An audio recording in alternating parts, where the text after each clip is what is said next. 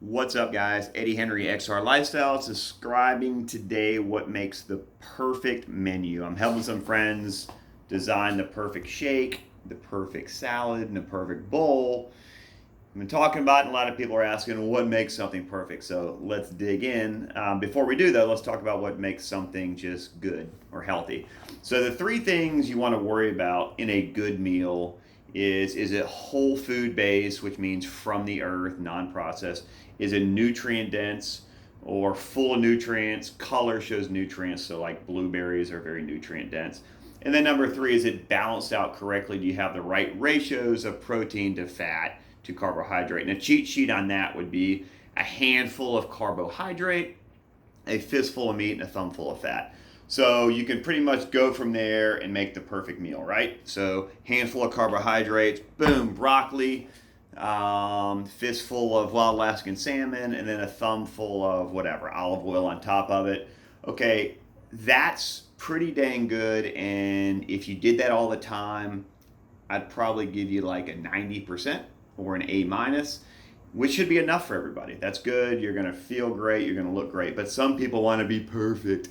So, what does perfect mean? Perfect means becoming optimal. And the only way you can become optimal is to give your cells every nutrient they need. And when your cells are at nutrient density, they can, like, you become Superman. You have unlimited energy and you can just go and go and go, and you almost don't age. And it's very difficult to do this. But to get all the nutrients to the cell, which is about 100 nutrients multiple times a day, there's 10 more boxes that must be checked. Let's go through these. The first box is a variety of veggies, specifically bok choy or green leafies like bok choy, arugula, spinach, kale. Number two, a variety of fruits, particularly dark colored fruits, berries, cherries, things like that. Number three, a variety of nuts and seeds, specifically flaxseed, chia seed, hemp seed. Number four, a variety of herbs and spices. I like garlic, turmeric, ginger, sea salt, so on and so forth. Number five, a variety of fermented foods, kimchi, sauerkraut, quality pickles. Sounds weird, quality pickle. Number six, a variety of plant-based oils, olive oil, avocado oil, what else? Coconut oil. And those six things from the plant kingdom are the base of everything. And then on top of the base, we speckle in some stuff from the animal kingdom just because they're nutrient dense. It's hard to get those nutrients from plants.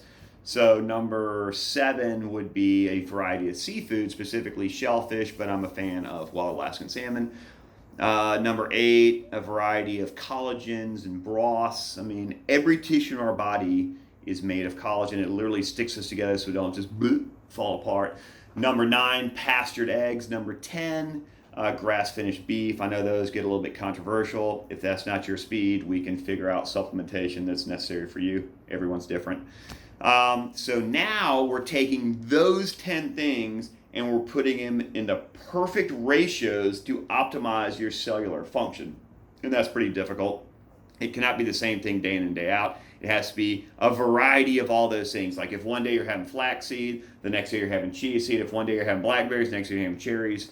And that becomes seasonal, fresh. There's so many pieces of that that make the perfect meal that I'm trying to do for you guys. So, what is a perfect ratio? Well, for most people, unless you're like an Olympic athlete or a slug, it's 1 to 1 to 1. So you want 1 gram of protein for 1 gram of fat for 1 gram of carbohydrate. And that ratio times whatever is pretty optimal for you guys. It'll keep you satiated for a long time, full of energy. We've already dialed in the shake, and it has about 20 grams of protein, 20 grams of fat, give or take, 20 grams of carbohydrate. Tastes pretty dang good. And like I said, we're working on the salad and we're working on the bowl.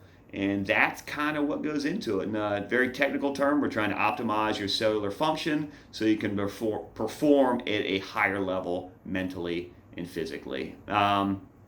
Why did I get into this? Ultimately, because I was frustrated not being able to have a lot of options and go out and have good food. I mean, it's a little bit sad when you have a pretty good lifestyle throughout the week and you see your body changing and your mind getting clear and your sleep getting better and everything, and then you blow it on the weekend, and it's like do do do do do. You go back to square one, and then your life becomes this typewriter effect where you see results, you're back to normal, back to ground zero. So we're going to create these meals at a local restaurant, and you can go there and you can enjoy it, and it tastes good, and know that you can keep progressing because everything will be optimal.